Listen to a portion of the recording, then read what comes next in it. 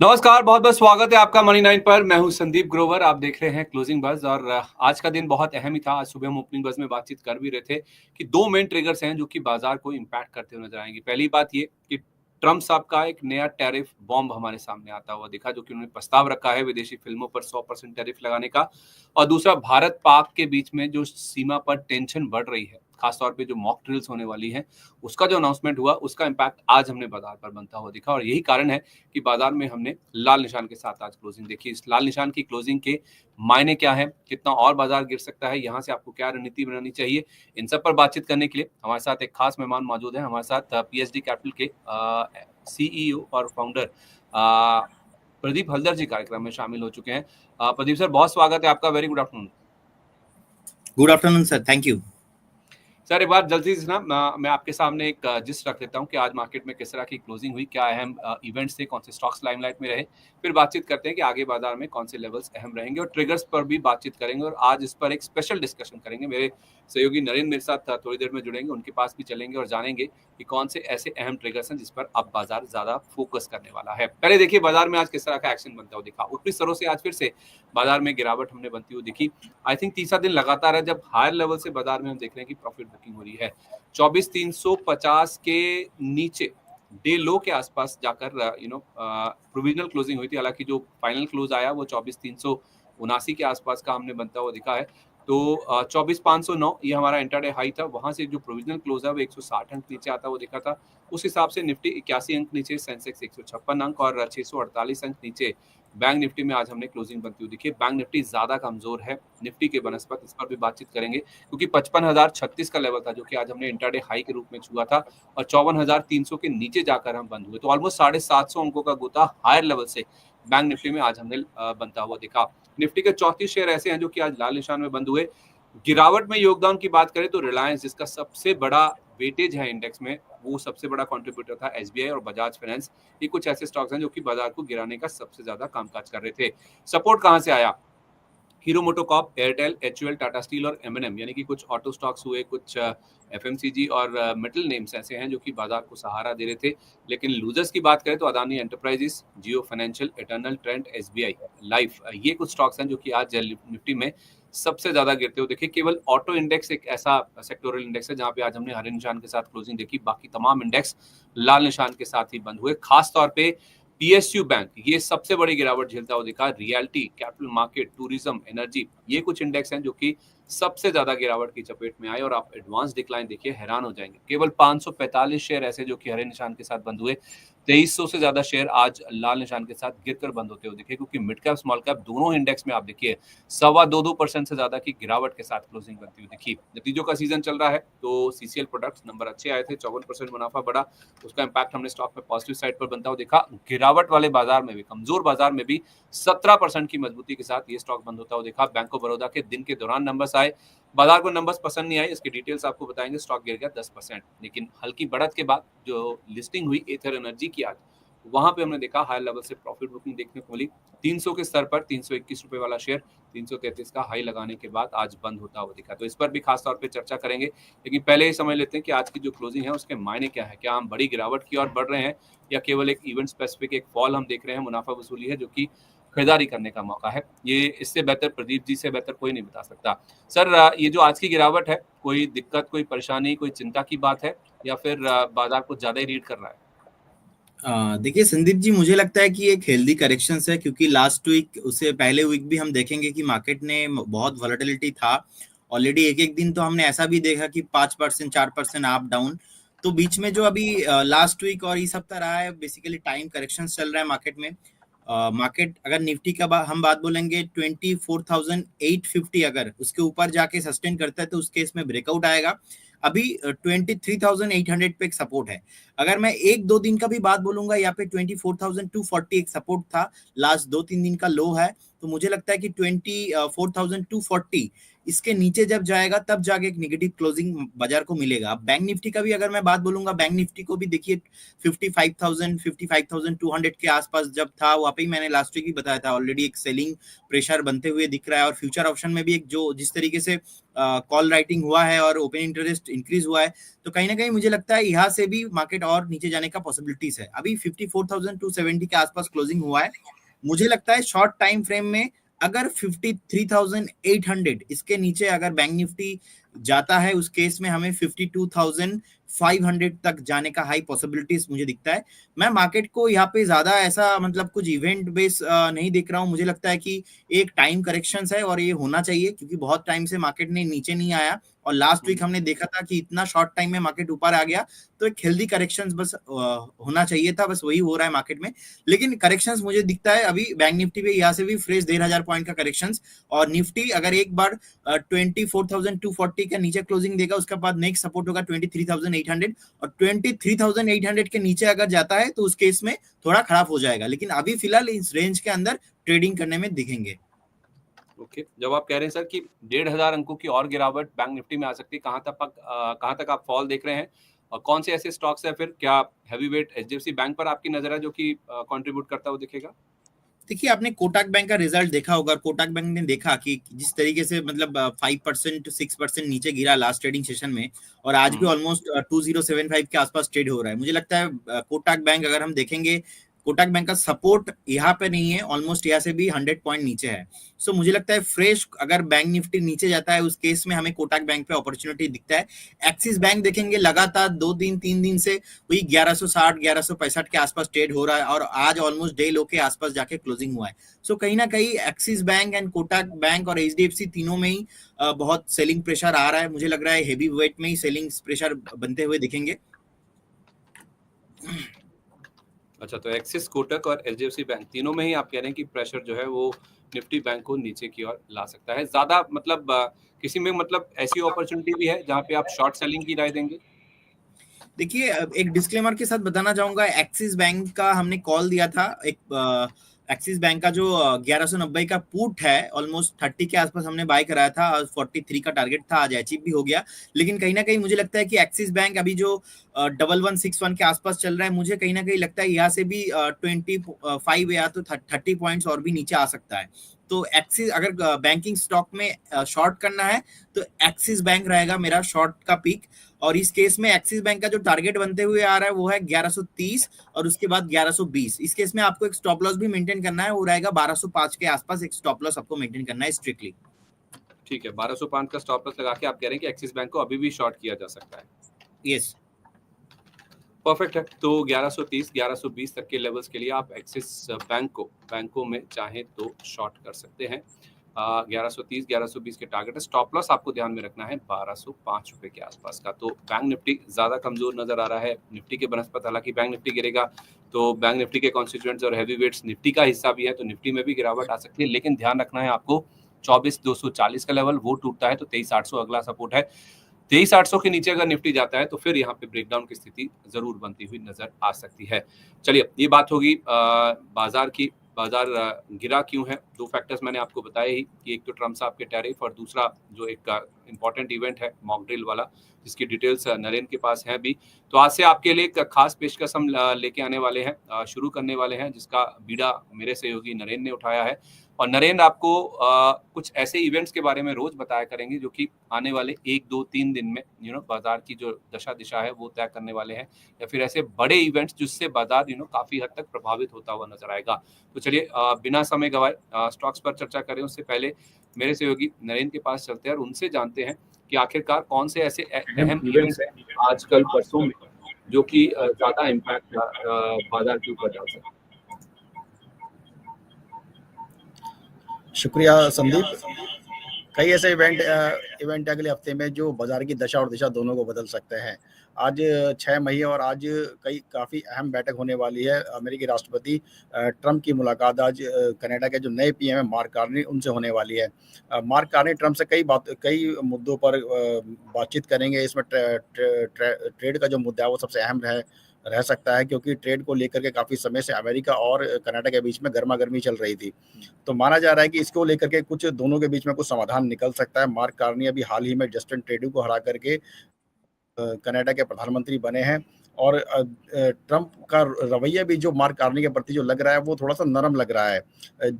बनिस्बत Justin Trudeau को वो governor कहकर कई बार बुला चुके थे, लेकिन मार्क कार्नी को वो प्रधानमंत्री कहकर ही संबोधित कर रहे हैं। तो ये एक रवैये में बदलाव नजर आ रहा है ट्रंप का मार्क कार्नी को लेकर के।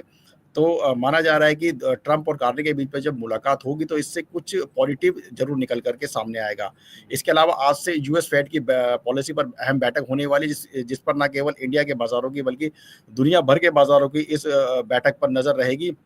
हालांकि इस बैठक में रेट कट की उम्मीद तो काफी कम ही मानी जा रही है, लेकिन जेरोम पावर की जो कमेंट्री रहेगी उस पर नजर जो है खासकर रहेगी। जेरोम पावर अपनी कमेंट्री में क्या कहते हैं, आपको याद होगा भी कुछ समय पहले अमेरिका के जो जीडीपी के आंकड़े आए थे, और 2022 के बाद पहली बार अमेरिका की जो जीडीपी है वो माइनस में पहुंच गई है। तो इसके बाद माना जा रहा था कि जो यूएस फेड है वो रेट कट कर सकता है, लेकिन अमेरिका की जो इन्फ्लेशन है वो भी काफी बढ़ रही है, जिसको देखकर ऐसा कम ही माना जा रहा है कि जेरोम पावेल इस बार की बैठक में रेट कट कर सकते हैं।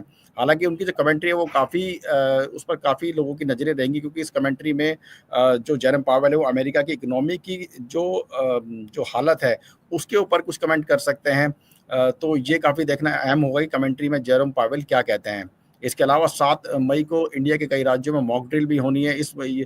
ये मॉक ड्रिल देश के 244 जिलों में होगी। आपको बता दें कि 1971 के बाद तकरीबन 54 साल बाद ये मॉक ड्रिल इंडिया के अंदर हो रही है, और भारत पाक जो तनाव जो चल रहा है उसको देख करके भी माना जा रहा है कि इस तनाव को लेकर के इस मॉक ड्रिल का आयोजन किया जा रहा है। इस मॉक ड्रिल के अंदर शहर से लेकर जो ग्रामीण स्तर के जो अधिकारी होंगे वो सब शामिल होंगे। इसमें ये जांचा जाएगा कि आपातकालीन स्थिति में क्या प्रतिक्रिया रहती है, हवाई हमले की चेतावनी इसमें कितनी कारगर रहती है, इसमें कि अगर कहीं कोई लोग फंस गए तो उनको किस तरीके से बाहर निकाला जाएगा। इसमें जिले के अधिकारी, सिविल डिफेंस और वॉलंटियर्स कई लोग इसमें शामिल होंगे। तो ये काफ़ी अहम होगा मॉक ड्रिल। इसके अलावा 8 मई को बैंक ऑफ इंग्लैंड की बैठक भी होनी है, और इसके फैसले पर भी दुनिया भर के बाजारों की नजर रहेगी। जी संदीप। ओके, तो बहुत सारे इम्पोर्टेंट इवेंट्स हैं, कुछ फैक्टर्स हैं जिसके ऊपर बाजार की नजर रहने वाली है, और ये कुछ अहम इवेंट्स हैं। आज शाम ही कनाडा के पीएम जो नए निर्वाचित हैं वो ट्रंप साहब से मिलेंगे। टैरिफ तो एक मुद्दा है ही है जिस पर बातचीत होगी, इससे क्या निकल के सामने आता है ये देखना बहुत इंपॉर्टेंट होगा। और आज शाम फेड की बैठक शुरू हो जाएगी, कल शाम इसका नतीजा आएगा, परसों हमारे मार्केट्स इसके ऊपर रिएक्ट करेंगे। लेकिन जैसे नरेंद्र बता रहे हैं कि ब्याज दरों से ज्यादा इस बार जो जेरोम पावेल की कमेंट्री है वो क्या निकल के सामने आती है, इस पर देखना बहुत इंपॉर्टेंट होगा। और आज बाजार में जो जहां से प्रेशर बना है शायद वो था कि जो मॉक ड्रिल होने वाली कल उसका अनाउंसमेंट हुआ है, इसको बाजार ने थोड़ा सा प्रेशर के रूप में लिया है। और बैंक ऑफ इंग्लैंड ये एक इंपॉर्टेंट इवेंट है जिस पर बाजार खासतौर पर नजर रखेगा। अपार्ट फ्रॉम रिजल्ट बहुत सारे कंपनियों के नतीजे हैं जो कि आने वाले हैं, नतीजों की भी लंबी लिस्ट है जो कि इस हफ्ते आती हुई दिखेगी। कोल इंडिया है, LNT है, ये बड़े बड़े नंबर्स हैं जो कि इस हफ्ते आते हुए नजर आएंगे।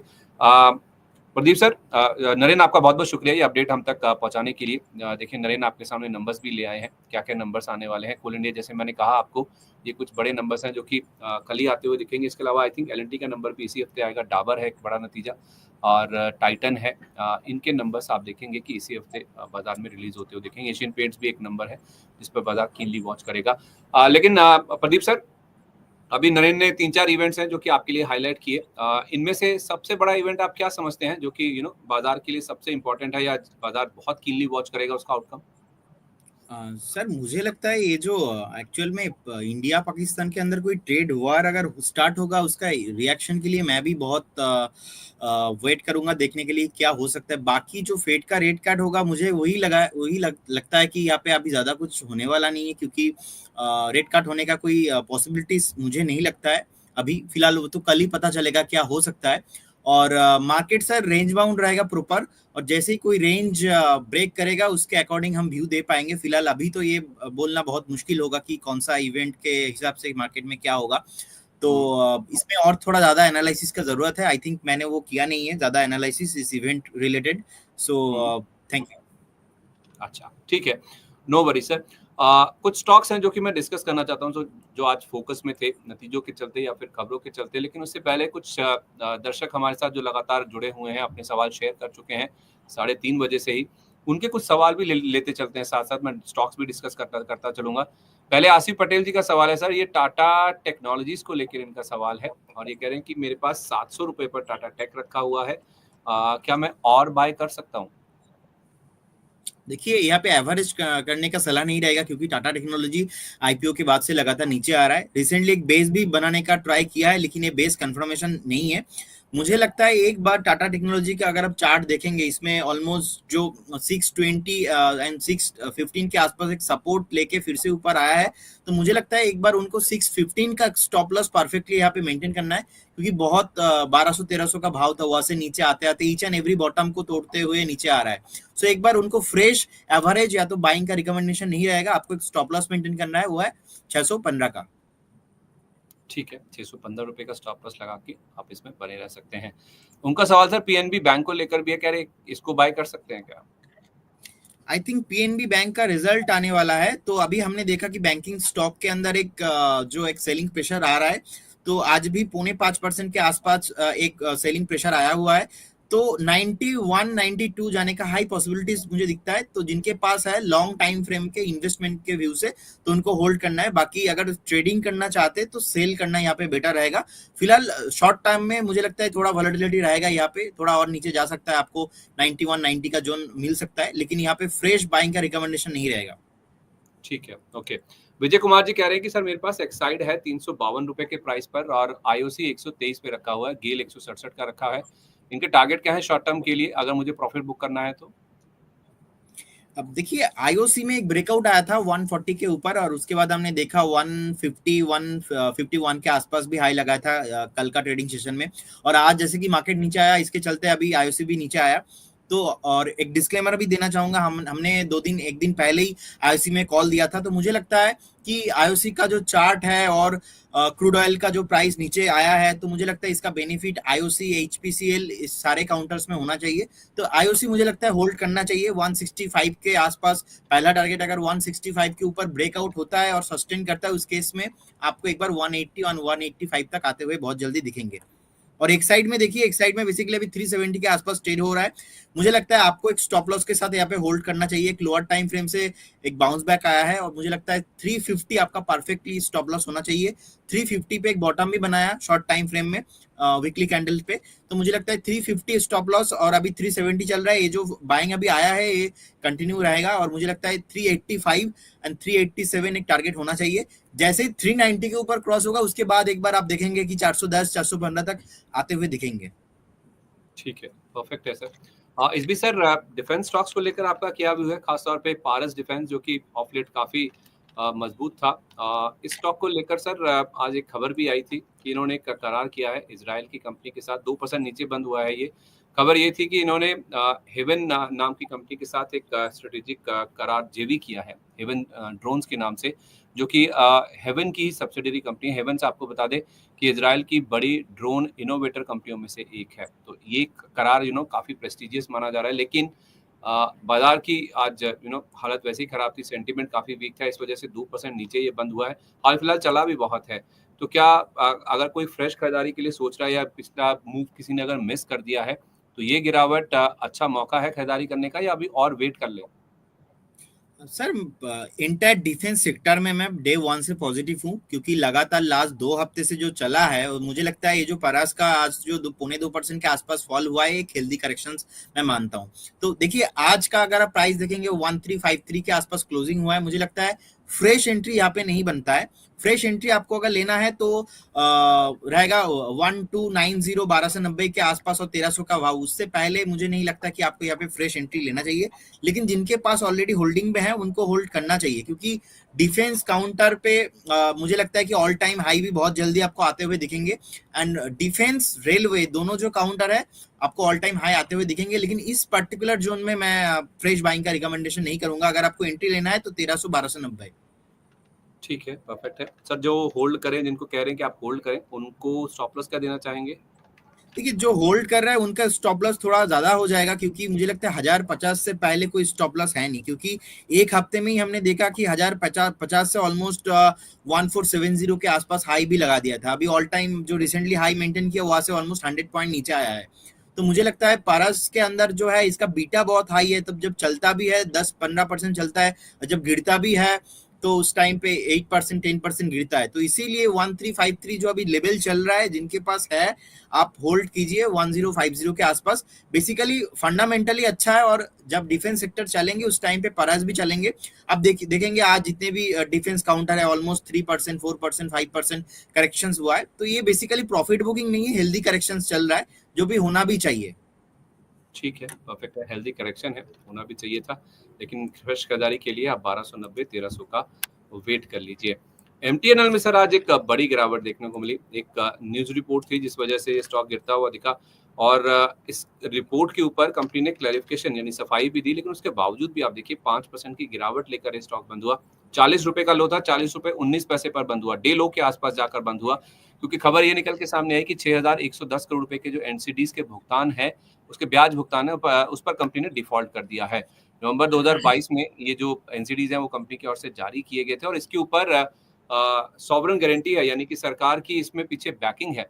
उन एनसीडीज के ब्याज के भुगतान पर इन्होंने डिफॉल्ट किया है, जिस पर कंपनी हालांकि कह रही है कि इन्होंने खंडन कर दिया इस चीज का कि डिफॉल्ट नहीं किया है, क्योंकि 15 तारीख की इसकी डेडलाइन है, और इससे 10 दिन पहले तक इनको जो ब्याज की रकम है वो जमा कर देनी चाहिए। हालांकि कंपनी का ये कहना है कि ये ओनर्स, ये जिम्मेदारी जो है वो सरकार की ओर से जमा किया जाएगा पैसा, क्योंकि उनकी बैकिंग है ये। तो एमटीएनएल तो इसको डिनाई कर रहा है, लेकिन बाजार इस चीज को डिनाई नहीं कर रहा कि डिफॉल्ट नहीं हुआ है। तो डिफॉल्ट की स्थिति की चलते ही हमने देखा है कि 5% स्टॉक गिर गया। सर 100 रुपए के ऊपर चला गया था एक समय ये शेयर, कि इसका टर्न अराउंड हो जाएगा, बीएसएनएल से मर्जर हो जाएगा, तरह तरह की खबरें चली थी। अब ये 40 रुपए पर अवेलेबल है, क्या खरीदना चाहिए या बिल्कुल पूरी तरह से अवॉइड करें, दूर रहें? मुझे लगता है सर अवॉइड करना चाहिए, क्योंकि फंडामेंटल भी ज्यादा मार्केट कैप नहीं है, 2500 करोड़ के आसपास ही मार्केट कैप है, और लॉस तो मार्केट कैप से लॉस ज्यादा है। आई डोंट नो सर, मेरा स्क्रीन पे जो डेटा आ रहा है 3200 करोड़ के आसपास लॉस है। इसको थोड़ा देखना पड़ेगा कि ये सही है कि गलत है। और अभी 40 के आसपास शेयर प्राइस चल रहा है। और देखिए मुझे लगता है जो लास्ट, अगर हम 2 से 3 महीने का भी चार्ट देखेंगे, जो लगातार एक डाउन ट्रेंड में चल रहा है, अभी 40 के आसपास क्लोजिंग हुआ है। मुझे लगता है 38 का एक स्टॉप लॉस के साथ अगर किसी को होल्ड करना है तो होल्ड कर सकते हो, लेकिन फ्रेश रिकमेंडेशन नहीं है, अवॉइड ही करना है। अगर आपको इसी क्षेत्र में रहना है तो भारती एयरटेल अच्छा कंपनी है, जियो अच्छा कंपनी है, उस काउंटर में आप देखिए। तो बाकी एमटीएनएल में कोई फ्यूचर अभी तक तो नहीं दिख रहा है। ठीक है, परफेक्ट, ऐसा बिल्कुल सही कह रहे हैं आप। 3000 करोड़ रुपए से ज्यादा का लॉस है, मैं भी देख पा रहा हूँ। 3000 करोड़ से ज्यादा इन्होंने, ऑलमोस्ट 3000 करोड़ का लॉस इनका मार्च 2023 में था। मार्च 2024 में 3268 करोड़ का लॉस था, और अभी तक का पिछले 12 महीने की अगर हम बात करें, क्योंकि Q4 के नंबर हमारे सामने नहीं आए, तो FY25 का नंबर तो नहीं है हमारे पास, लेकिन पिछले 12 महीने में भी 3300 करोड़ रुपए के आसपास का घाटा इन्होंने पोस्ट किया है। तो नंबर बिल्कुल सही है आपके सामने सर, एमटीएनएल घाटे में है, और अब डिफॉल्ट की खबरें आ रही है, उसको लेकर बाजार नर्वस हो रहा है, और उसमें कोई गलत भी नहीं है। खबरें ही ऐसी हैं कि स्टॉक के ऊपर इसका इम्पैक्ट आना लाजमी है। इस बीच विजय कुमार जी का सवाल है सर वेदांता को लेकर। कह रहे हैं कि करंट लेवल पर Vedanta and Tata power and JSW infra buy कर सकते हैं, या अभी और करेक्शन होगा? देखिए टाटा पावर में मुझे लगता है कि अगर आपका टाटा पावर में इन्वेस्ट है तो एज ए इन्वेस्टर देखिए, टाटा पावर अभी 374 के आसपास चल रहा है। मुझे लगता है आपको बहुत जल्दी 365 360 का भाव मिलेंगे, तो उस टाइम पे आप एवरेज भी कर सकते हो, और आप होल्ड करके रखिए। मुझे लगता है एक बार आपको 450 एंड 460 का प्राइस, अगर आपका व्यू है 3 से 4 महीना, तो दिखेंगे आते हुए, तो इसमें कोई प्रॉब्लम नहीं है। और वेदांता भी फंडामेंटली अच्छा कंपनी है। आप देखेंगे 1,60,000 करोड़ के आसपास मार्केट कैप है, 20,000 करोड़ का नीट प्रॉफिट वेदांता ने पोस्ट किया है। तो बेसिकली वेदांता का अभी अगर आप प्राइस देखेंगे 410 के आसपास चल रहा है, और लोअर टाइम फ्रेम में पैराबोलिक पैटर्न बनाया, और एक बेस भी कंफर्मेशन हुआ, और लास्ट टाइम का जो सपोर्ट था वहां से बाउंस बैक किया। तो मुझे लगता है ये जो 410 अभी चल रहा है ये कंटिन्यू होंगे। बहुत जल्दी आपको 435 एंड 450 का टारगेट, दोनों टारगेट आना चाहिए। तो 410 अच्छा लेवल है मतलब एंट्री करने के लिए? हाँ जी सर, अच्छा लेवल है, ऑलरेडी लोअर टाइम फ्रेम से बाउंस बैक हो गया है। 435 से 450 का target. Yes. Second stock sir आपने क्या बोला? JSW infrastructure. जी जी प्लीज सर। देखिए जेएसडब्ल्यू इंफ्रास्ट्रक्चर में मुझे लगता है 287 के आसपास ट्रेड हो रहा है। न्यू चार्ट है, ज्यादा चार्ट नहीं है। फिलहाल आईपीओ हुआ था, उसके बाद हमने देखा कि अच्छा खासा रैली भी आया। तो बेसिकली अभी एक सपोर्ट है 278 के आसपास, तो मुझे लगता है अगर किसी को एवरेज करना है तो आपको 275 270 के आसपास एक प्राइस मिलेंगे, उस जोन पे आप एवरेज कर सकते हो। फिलहाल फंडामेंटली भी बढ़िया कंपनी है, तो मुझे लगता है कि आपको अगर होल्डिंग है ऑलरेडी आपके पास तो आपको पेशेंस रखना है, वेट करना है। फ्रेश भाई यहाँ पे नहीं, फ्रेश भाई 275 टू 270 के आसपास, मतलब यहाँ से भी आपको 15 से 20% नीचे आएंगे, उस टाइम पे आपको लेना है। ठीक है, तो जेएसडब्ल्यू इंफ्रा में अगर आपके पास है तो आप एवरेज कर सकते हैं, और लेकिन फ्रेश खरीदारी के लिए 275 से 270 का आप इंतजार कीजिए, वो लेवल एप्ट होंगे जहां पे आप फ्रेश खरीदारी करके चल सकते हैं। फिलहाल थोड़ा सा रुकिए, वेट कीजिए, नीचे के लेवल्स मिलेंगे वहां पे आप चाहें तो एंटर करके चल सकते हैं। इस बीच सर यूनियन बैंक को लेकर आपकी राय दीजिए। आपने पीएनबी बैंक की तो बात करी है, यूनियन बैंक में आज हमने देखा सर 6% से ज्यादा का फॉल देखने को मिला। खबरी ऐसी थी कि गिरावट आना लाजमी था, क्योंकि इनकी जो स्टाफ बॉडी है उन्होंने करोड़ों रुपए की जो फिजूल खर्ची की गई है उसके ऊपर सवाल उठाए हैं, संदेह जताया है। बैंक के जो पूर्व ईडी हैं सुब्रमण्यन साहब, जो कि आई थिंक आईएमएफ में भी डायरेक्टर थे, उनकी प्री मेच्योर वहां से हटाया गया उनको सरकार की ओर से, और उसका रीजन आज समझ आया, क्योंकि इनकी एक किताब थी सर, उसके ऊपर बैंक ने 7.25 करोड़ रुपए का खर्च किया है। पब्लिश होने से पहले उस बुक की, जो कि इंडिया एट 100 के नाम से है, उसकी 2 लाख कॉपीज खरीदी गई हैं इन्वेस्टर्स को, बच्चों को, बाकी लोगों को इसे बांटने के लिए। कि ये जांच के घेरे में आ गया सर। 7.25 करोड़ रुपए का छोटा सा अमाउंट है जो कि खर्च किया गया, लेकिन बैंक के लिहाज से, फिजूल खर्ची के लिहाज से देखा जाए तो नंबर बहुत बड़ा है, और इस पर कर्मचारी यूनियन ने जांच का जो दायरा है उसे बढ़ाने की मांग की है। जो वेस्टफुल करोड़ स्पेंड किए गए हैं सुब्रमण्यम साहब की किताब के ऊपर, ये आईएमएफ के एक्स ऑफिसर रहे हैं, भारत के प्रतिनिधि थे आईएमएफ में, इनके ऊपर सवाल ये आते हुए दिखे इनकी किताब के ऊपर। यूनियन बैंक के लिए सर ये कितना बड़ा इवेंट है? क्या ये ऐसा इवेंट है जिसके ऊपर बाजार ओवर रिएक्ट कर गया, स्टॉक को खरीदारी करना चाहिए, या आपको लगता है कि ये कॉर्पोरेट गवर्नेंस टाइप का इशू है, थोड़ा और गिरावट हो सकती है? सर मुझे लगता है पर्टिकुलर इस खबर के चलते नहीं, एक्चुअल में आप देखेंगे जितने भी पीएसयू बैंक है आज नीचे गिरा, चाहे वो बैंक ऑफ बड़ौदा देख लीजिए रिजल्ट खराब आया, आप कैनरा बैंक देख लीजिए, यूनियन बैंक ऑफ इंडिया देखिए अभी 118 के आसपास चल रहा है, जो लास्ट 30 मिनट का ब्रेकडाउन आया था ऑलमोस्ट 127 128 से, सो 128 से लगातार अभी 30 मिनट का कैंडल खराब है, तो मुझे लगता है 112 से 110 आपको बहुत जल्दी आते हुए दिखेंगे। तो फ्रेश बाई यहाँ पे नहीं करना, जिनके पास है आप होल्ड करके रख सकते हो, लेकिन ऐसा भी कोई अट्रैक्टिव नहीं है कि आप यहाँ से बाई करो और सडनली ऊपर आ जाएगा, ऐसा कोई सीन यहाँ पे होने वाला नहीं है। सो आपको अगर है आपके पास तो आप होल्ड रखिए with stop loss of 105 as a investors, लेकिन एज ए ट्रेडर मुझे लगता है कि यहाँ पे आपको बहुत जल्दी 110 112 का प्राइस बहुत जल्दी आते हुए दिखेंगे। ठीक है तो आप होल्ड करें, लेकिन फ्रेश खरीदारी नहीं करनी। 112 110 तक की जो गिरावट है वो यूनियन बैंक के स्टॉक में देखने को मिल सकती है। राजीव शर्मा जी का सवाल ले रहा हूं सर, कह रहे हैं कि मेरे पास टाटा स्टील के 5000 शेयर हैं, 550 के प्राइस पर 6 मंथ्स का व्यू है, टारगेट बता दे प्लीज, स्टॉप लॉस भी बता दीजिए। 550 रुपए का प्राइस सर टाटा स्टील में, आई थिंक ये टाइपो है, कुछ 150 का प्राइस होगा। आई थिंक ये एडजस्ट हुआ है बाद में, अभी 144 के आसपास ट्रेड हो रहा है, मुझे लगता है उनको होल्ड करना चाहिए, क्योंकि टाटा स्टील का जो चार्ट मैं देख पा रहा हूँ अच्छे से, बहुत मतलब 1 महीने का चार्ट भी पॉजिटिव है और वीकली चार्ट में भी एक ब्रेकआउट भी आया है, तो नेक्स्ट जो टारगेट बनते हुए आ रहा है वो है 155 के अराउंड, तो 155 पहला टारगेट होना चाहिए और सेकंड टारगेट उनका 158, तो जिनके पास है उनको होल्ड करने का सलाह रहेगा विद स्टॉप लॉस ऑफ 138। ठीक है, 138 का स्टॉप लॉस लगा लीजिए। टाटा स्टील में अगर आपके पास पोजीशन है तो आप इसमें बने रह सकते हैं, और आपका पहला टारगेट जो बनता है वो 155 रुपए के आसपास का बनता है। पॉलीकैब सर आज के कमजोर बाजार में भी 2% के आसपास की मजबूती लेकर ये स्टॉक बंद हुआ। वैसे 6000 का लेवल भी पार हो गया था, 5910 की क्लोजिंग है। नंबर्स आए थे, नंबर्स अच्छे आए, 33% मुनाफा बढ़ा, 637 करोड़ का अनुमान था, 726 करोड़ का नंबर आया, रेवेन्यू 25% बढ़ गया, 6200 करोड़ का अनुमान था, ऑलमोस्ट 7000 करोड़ का नंबर आया, अबिडा में 35% की ग्रोथ है। बाजार मान के चल रहा था 950 करोड़ रुपए के आसपास का नंबर होगा, 1000 करोड़ रुपए से ज्यादा का अबिडा इन्होंने पोस्ट किया। मार्जिन बाजार भी मान के चल रहा था कि बढ़ेंगे, 13.6 वाले 14.5% पर आएंगे, लेकिन उससे भी 20 बेसिस पॉइंट ज्यादा 14.7% के मार्जिन से इन्होंने रिपोर्ट किए हैं। तो पॉलीकैब और पूरा जो केबल्स एंड वायर्स वाला तबका है, इसको लेकर आपका क्या व्यू बन रहा है? क्योंकि हाल फिलहाल एक इवेंट था, आपको पता ही है, अल्ट्राटेक की एंट्री हुई थी, उसके बाद स्टॉक का और ये पूरा स्पेस ही ज्यादा प्रेशर में आया था। क्या ये नतीजे, ये पूरा रिस्क जो है वो खत्म कर रहे हैं? देखिए चार्ट में एक ब्रेकआउट आया है डेली एंड वीकली कैंडल पे, और मुझे लगता है ये जो बाइंग अभी आया है ये कंटिन्यू होना चाहिए। अभी अगर हम प्राइस का बात देखेंगे तो मुझे लगता है 6250 और उसके बाद 6400 तक एक पॉसिबिलिटीज है, जा सकता है बहुत जल्दी। और आपको उस केस में स्टॉप लॉस भी मेंटेन करना पड़ेगा 5650। तो मुझे लगता है ये फॉलो अप बाइंग कंटिन्यू रहेंगे। और एक डिस्क्लेमर देना चाहूंगा सर, पॉली मेडिक्योर एक्चुअली हमने आज कॉल दिया था, यहाँ पे आज जबरदस्त मोमेंटम आया है। आप देखेंगे आज 7% के आसपास भागा है स्टॉक।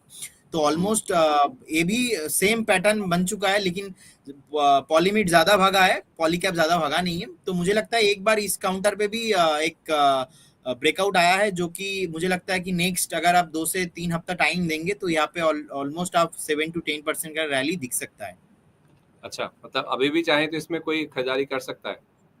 हाँ, फ्रेश बाय भी यहाँ पे एप्लीकेबल होगा, क्योंकि चार्ट में ब्रेकआउट आया है। और मुझे लगता है कि पॉली कैब इंडिया लिमिटेड जो पर्टिकुलर डिस्काउंटर है, इसमें 6300 तक जाने का हाई पोटेंशियल है। तो आपको 2 से 3 हफ्ता वेट करना पड़ सकता है। तो एक बार आप होल्ड करके जाइए, बहुत जल्दी आपको टारगेट आते हुए दिखेंगे।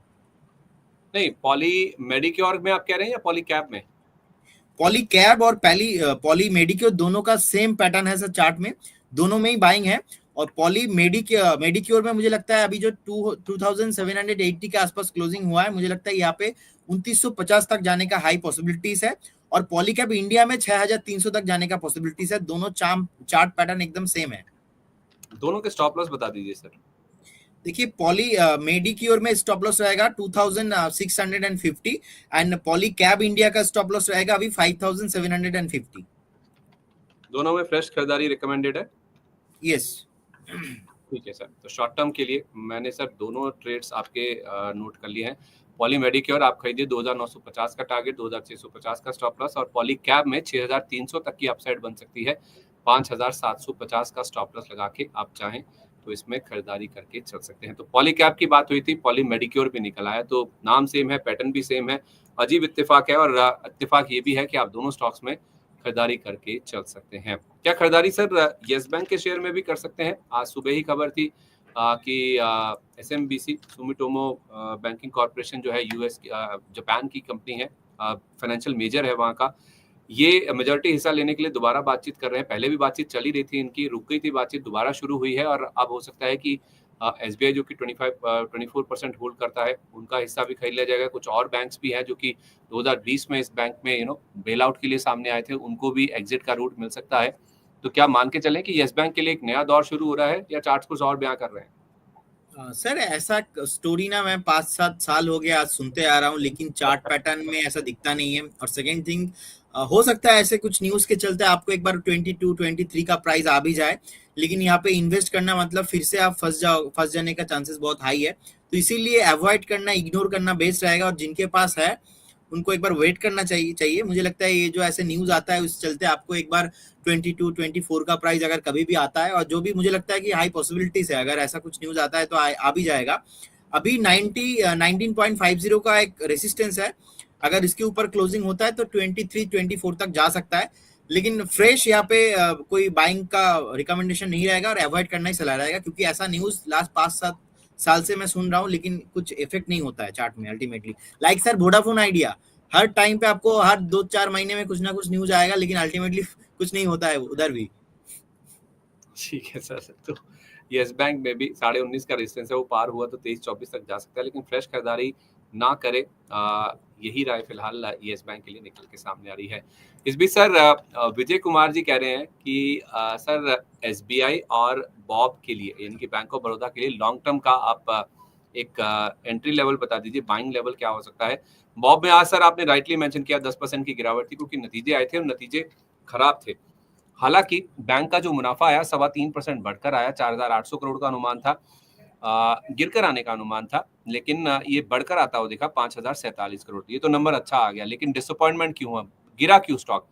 गिरा इसलिए क्योंकि ज्यादातर बैंकों में ये चीज है। अभी आज सुबह हम जेएंडके बैंक के नंबर्स की बात कर रहे थे, जेएंडके बैंक के नंबर्स में ये प्रॉब्लम नहीं थी। प्रॉब्लम है पीएसयू बैंकों में, खासतौर पे इनकी एनआईआई यानी कि शुद्ध ब्याज आय 6.5% से ज्यादा गिरकर आई।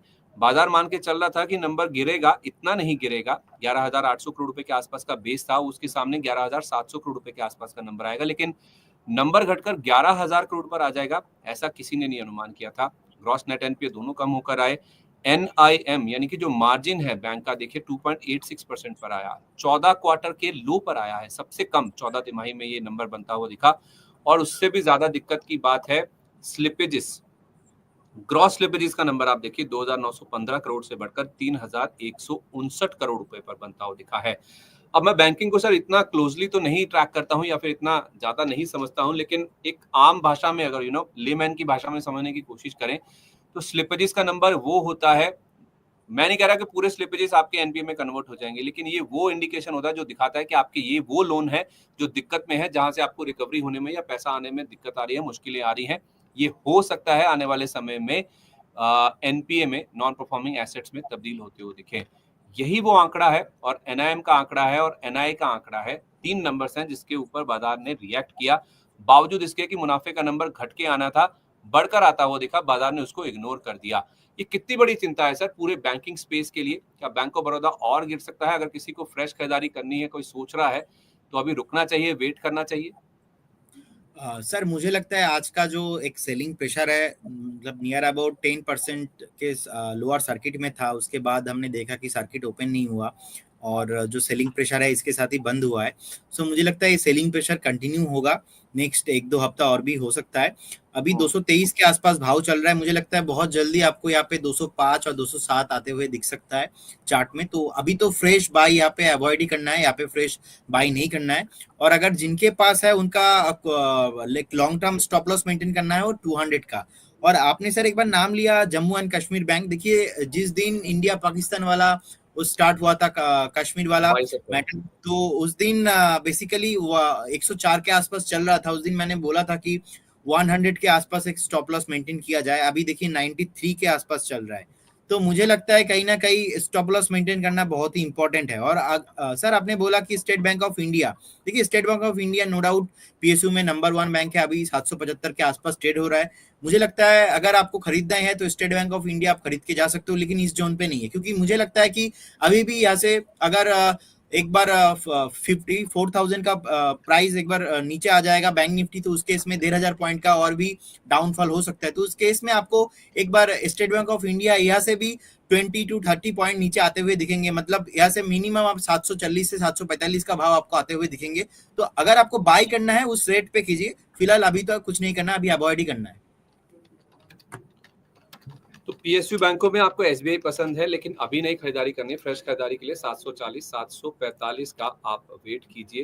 तो बाकी सब बैंकों को छोड़ दीजिए। जो सबसे बड़ा बैंक है, सबसे बड़ा इनफैक्ट इंडिया का ही बैंक है, मार्केट कैप के लिहाज से नहीं लेकिन ब्रांच नेटवर्क के लिहाज से, एसबीआई ये आपका प्रेफर्ड है। लेकिन खरीदारी करनी है पीएसयू बैंकों में अगर आपको रहना ही है तो 740 745 का आप वेट कर लीजिए। ये लेवल ऐप्ट होंगे जहां पे आप खरीदारी करके चल सकते हैं। सीजी पावर सर ये अगला नाम है जो कि आज 6% गिरता हुआ दिखा है। ये वो स्टॉक है सर ज्यादातर लोगों के पास है, क्योंकि लोअर लेवल्स पे कई लोगों ने अपने पोर्टफोलियो में एक्यूमुलेट किया। इसे 874 का हाई भी लगता हुआ देखा हमने स्टॉक में। ये आई थिंक दिसंबर के आसपास की बात है जब इसमें हाईज बने थे, वहां से स्टॉक करेक्ट होता होता अब 600 रुपए के नीचे आ गया। आज इसके नंबर्स आए थे, नंबर्स में कुछ ऐसा बड़ा ड्रॉप हमने नहीं देखा। दिक्कत की बात थी इनका जो इंडस्ट्रियल सेगमेंट के एबिट मार्जिन है वो 13% से घटकर 11% पर आ गए। ओवरऑल मार्जिन भी 40 बेसिस पॉइंट घटा है। हालांकि रेवेन्यू बढ़ा, मुनाफा बढ़ा, इनके कामकाजी मुनाफा भी बढ़ता हुआ दिखा है, लेकिन कुछ सेगमेंटल प्रॉब्लम्स हैं जो कि नंबर्स में हमने देखी और 6% ये स्टॉक गिर गया। इस स्टॉक की जो गिरावट है खरीदारी करने का मौका है सर, या फिर आपको लगता है कि और गिरावट के चांसेस हैं, जगह है नीचे गिरने की? सर मुझे लगता है जो ऑलरेडी एक सेलिंग प्रेशर था ये एक्चुअली नीचे बॉटम बना चुका है, लेकिन रिसेंटली अभी अब 598 के आसपास ट्रेड हो रहा है। मुझे लगता है आपका अगर बाय करना है तो 585 580 is a good value zone हो सकता है। तो अगर आपको फ्रेश बाय करना है 585 इज ए गुड जोन। बाकी मुझे नहीं लगता कि इससे ज्यादा और नीचे आना चाहिए। अगर आपको स्टॉप लॉस मेंटेन करना रहेगा लॉन्ग टर्म, अगर आप एक इन्वेस्टर्स हो तो 520 रहेगा आपका स्टॉप लॉस। डीप हो जाएगा सर? एज ए इन्वेस्टर आपको 520 स्टॉप लॉस मेंटेन करना है, क्योंकि इससे कम में तो ज्यादा कुछ स्टॉप लॉस नहीं आ रहा है, क्योंकि लास्ट जो स्विंग लो था 15 अप्रैल 2025 का ऑलमोस्ट 522 के आसपास था। सो आई बिलीव इसके नीचे नहीं जाना चाहिए। अगर आपको फ्रेश बाय करना है सो आप 580 एंड 585 कभी भी इस जोन में कीजिए। उस केस में आपका टारगेट भी आएगा 650 एंड उसके बाद 650 के ऊपर अगर जाता है तो उस केस में आपको एक बार 695 का टारगेट भी आते हुए दिखेंगे। सो ठीक है। ऑलमोस्ट 40 रुपीज 60 रुपीज का एक स्टॉप लॉस रहेगा, बाकी आप साइड तो सर अनलिमिटेड है। ठीक है, तो स्टॉप लॉस पे देखिए हमारे जितने भी दर्शक हमारे साथ जुड़े हुए हैं, देखिए इंपॉर्टेंट बात ये है, स्टॉप लॉस देखिए मैंने सर से पूछा डीप है, कह रहे हैं कि नहीं 520 का स्टॉप लॉस है, तो इससे आपको समझ आएगा जो पॉइंट मैं हाईलाइट करने की कोशिश कर रहा हूँ वो स्टॉप लॉस की इंपॉर्टेंस है, उसकी अहमियत है। स्टॉप लॉस चाहे डीप बताया जाए, जो लेवल्स आपको बोले जाते हैं उनको रिस्पेक्ट आप जरूर कीजिए। तो फिलहाल के लिए जो लेवल दिख रहा है वो है 520 रुपए का, माफ कीजिए। ये लेवल सीजी पावर में अगर आप खरीदारी करते हैं और लंबी अवधि के निवेशक भी हैं तो 520 रुपए का स्टॉप लॉस जरूर मेंटेन कीजिए। 585 580 के आसपास खरीदारी करने का मौका बनेगा। 520 रुपए का फिर से नोट कीजिए, स्टॉप लॉस आपको जरूर जरूर और स्ट्रिक्टली मेंटेन करना है। सर ऐसे ही कुछ हमने रुझान आज वेदांत फैशंस के स्टॉक में भी बनता हुआ दिखा, नंबर्स आए और नंबर्स के बाद स्टॉक में हमने प्रेशर बनता हुआ देखा। 7% की गिरावट लेकर स्टॉक बंद होता हुआ दिखा, मुनाफा गिरा, रेवेन्यू केवल 1% के आसपास बढ़े, कामकाजी मुनाफा 5.25% गिरा और मार्जिन भी देखिए 3% से टूटते हुए दिखे, 48% वाले 45% पर। ये स्टॉक सर आपको कैसा लगता है? मैं इसके फंडामेंटल्स के बारे में ज्यादा तो नहीं जानता, लेकिन 1500 वाला शेयर सर 750 के भी नीचे मिल रहा है, आधा हो चुका है हाई लेवल से। चार्ट्स क्या बता रहे हैं इसके? सर इस स्टॉक में फ्रेश बाय रिकमेंडेशन नहीं रहेगा, प्रॉपर अवॉइड ही करना है, क्योंकि जो 950 का एक सपोर्ट था और डबल बॉटम भी बनाया था वो उसका भी ब्रेकडाउन आ चुका है और फ्रेश चार्ट में एक ब्रेकडाउन आया है, तो जिनके पास है उनको इमीडिएट लेवल पे एग्जिट करना है।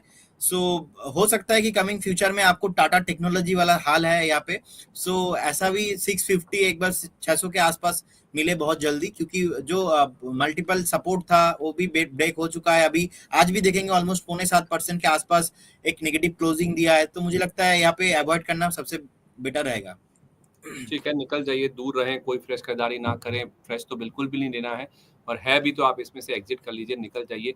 ये रहा है फिलहाल वेदांत फैशंस के स्टॉक में निकल के सामने। आई थिंक ये वही है सर जिसका ब्रांड नेम मान्यवर है, जिसके नाम से ये फेमस है।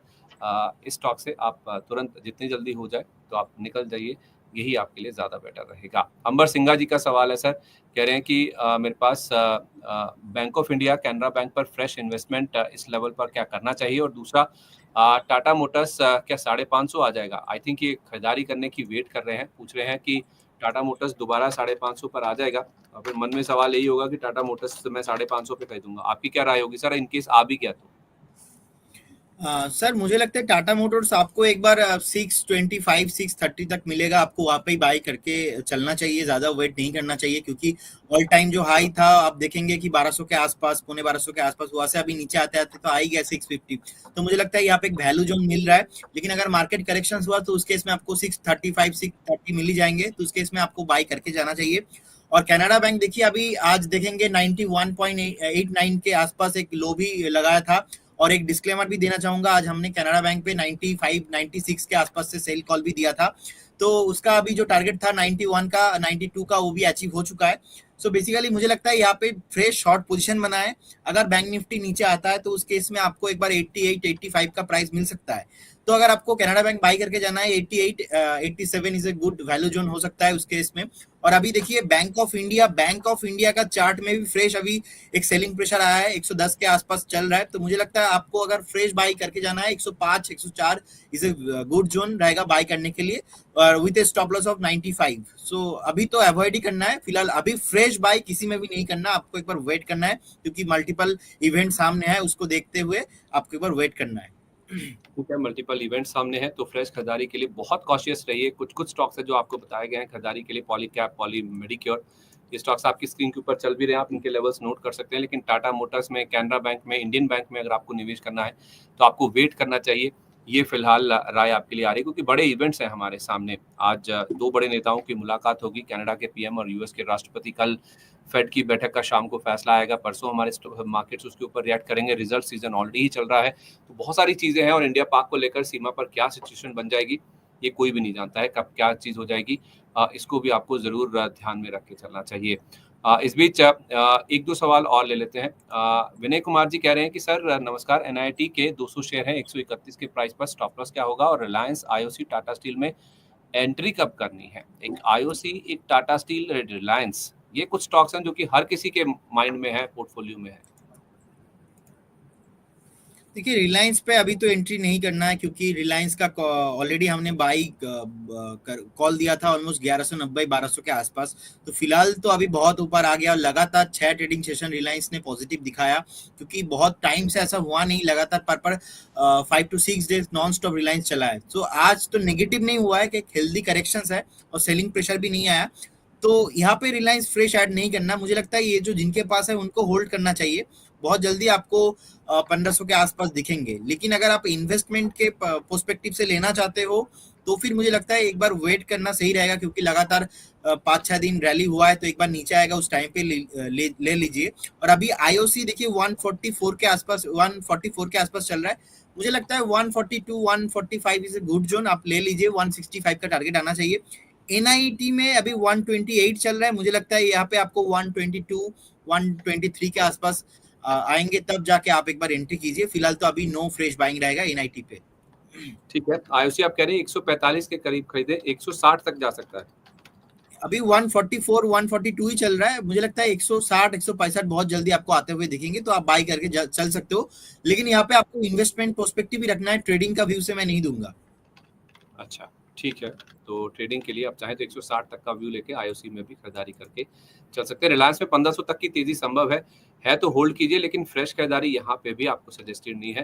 जिनके पास है केवल वो अपना स्टॉप लॉस लगा के इसमें बने रह सकते हैं। सर एक सवाल जहाँ पे पहले भी आपसे बातचीत हुई थी, आप सही भी साबित हुए थे, वो है जियो फाइनेंशियल। आपने हाईलाइट भी किया कई बार। मोहित जी कह रहे हैं कि जियो फाइनेंस में एंट्री लेवल क्या होना चाहिए सर? देखिए जियो फाइनेंस पे ऑलरेडी हमने बाई रिकमेंडेशन दे ही दिया था, और पहला टारगेट था 260 के अराउंड, सेकंड टारगेट 280। तो मुझे लगता है एक हेल्दी करेक्शंस है, तो 251 के आसपास चल रहा है। आपको अगर न्यू एंट्री करना है तो मुझे लगता है फिर से एक बार जब आपको 240 एंड 245 के आसपास आएंगे, या से 10 रुपीज 8 रुपीज करेक्शंस, उस टाइम पे आप एंट्री लीजिए। फिलहाल यहाँ पे न्यू एंट्री नहीं रहेगा, और जिनका एग्जिस्टिंग ऑलरेडी होल्डिंग पे है उनको 280 का पहला टारगेट के साथ यहाँ पे उनको अभी वेट करना है। तो नो डाउट जियो फाइनेंशियल सर्विस में मैं पॉजिटिव हूँ, तो आपको एक बार होल्ड करना है, वेट करना है। ठीक है, तो फ्रेश खरीदारी के लिए 240 245 का आप वेट कर लीजिए, तो आप जरूर इसमें फ्रेश खरीदारी कर सकते हैं। इस बीच सर दो और चीजें हैं जो मैं आपसे डिस्कस करना चाह रहा हूँ। एक तो फार्मा स्टॉक्स में आप आज क्या हुआ, गिरावट देखने को मिली, क्योंकि एक तो ट्रम्प साहब ने बोला कि जो विदेशी मूवीज हैं उनके ऊपर 100% टैरिफ लगा सकते हैं, ऐसा प्रस्ताव था। और दूसरा उन्होंने एक एग्जीक्यूटिव ऑर्डर भी पास किया, और वो ऑर्डर था यूएस में घरेलू जो ड्रग प्रोडक्शन है, दवा उत्पादन है, उसको बढ़ाने को लेकर इन्होंने एग्जीक्यूटिव ऑर्डर यहाँ पे पास किया। अब उससे हुआ क्या कि अगर यूएस में घरेलू दवा का उत्पादन बढ़ेगा तो हमारे यहाँ से जो एक्सपोर्ट्स करती हैं कंपनियां, उनके रेवेन्यूज घटते हुए नजर आ सकते हैं, उनके एक्सपोर्ट्स में प्रेशर देखने को मिल सकता है। खासतौर पर लुपिन हुआ, ऑरोबिंदो फार्मा हुआ, सिप्ला हुआ, इनके एक्सपोर्ट्स में इनका बड़ा हिस्सा है, बड़ा योगदान है। तो इन स्टॉक्स में आज हमने प्रेशर बनता हुआ देखा भी। तो फार्मा में जो प्रेशर बना है, या फिर ऐसी कंपनी जिनका यूएस में एक्सपोर्ट्स का बड़ा हिस्सा है, उनमें जो प्रेशर आया है, क्या ये खरीदारी करने का मौका है, या फिर मुनाफा वसूली कर ले, कुछ बड़ा आ सकता है?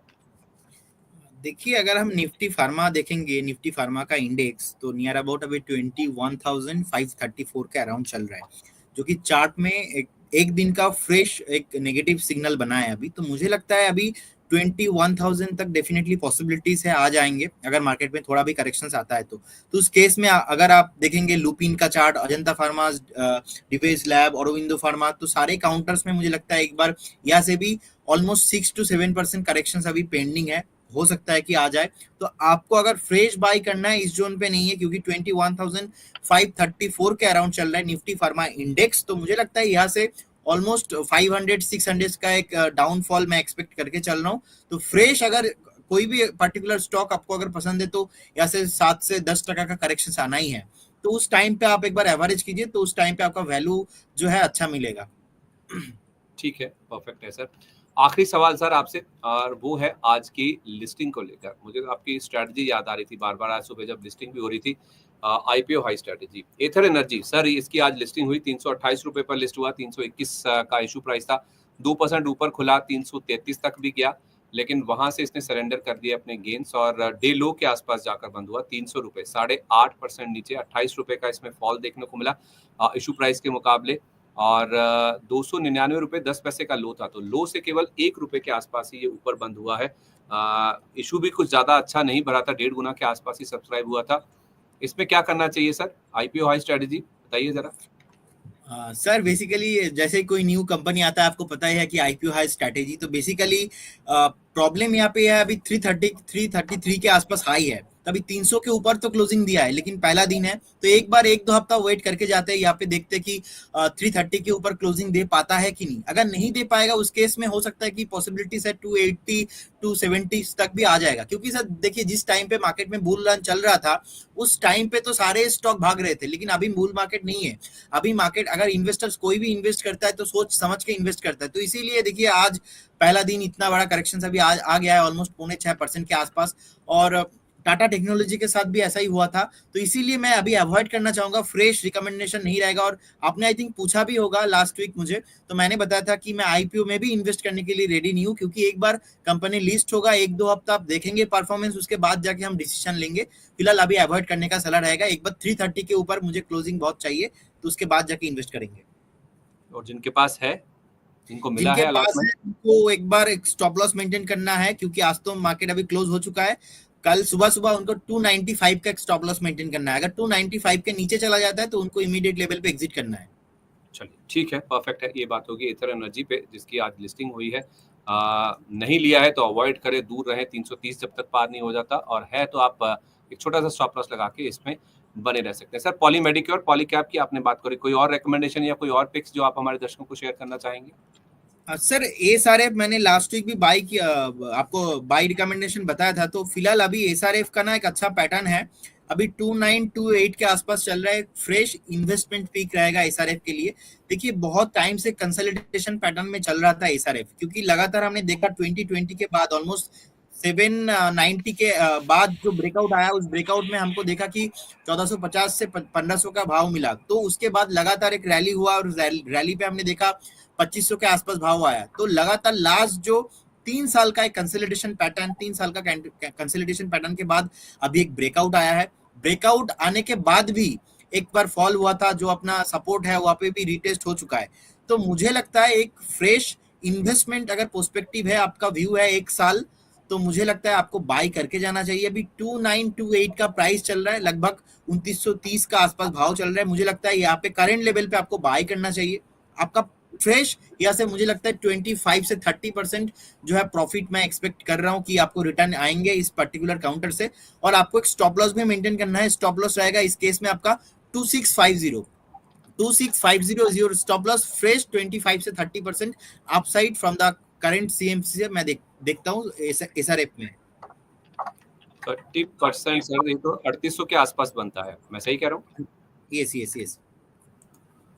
तो ठीक है सर, मैं 3800 का लेवल नोट कर रहा हूँ एसआरएफ के लिए। अगर आप 1 साल का व्यू लेके चलते हैं, 2650 का स्टॉप लॉस लगा लीजिए। यहाँ पे 3800 तक के लेवल्स के लिए आप चाहें तो खरीदारी करके एसआरएफ में चल सकते हैं। 3 नाम आगे, पॉली मेडिक्योर, पॉली कैप और उसके साथ साथ एसआरएफ।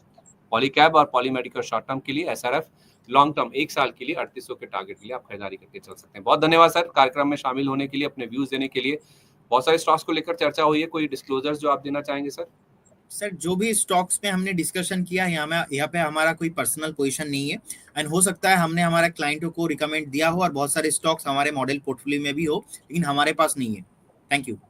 चलिए बहुत शानदार, बहुत धन्यवाद सर, बहुत शुक्रिया आपका आज हमारे साथ कार्यक्रम में शामिल होने के लिए और अपनी राय हमारे साथ शेयर करने के लिए। तो क्लोजिंग बस को अब इसी के साथ हम यहीं पर समेटते हैं।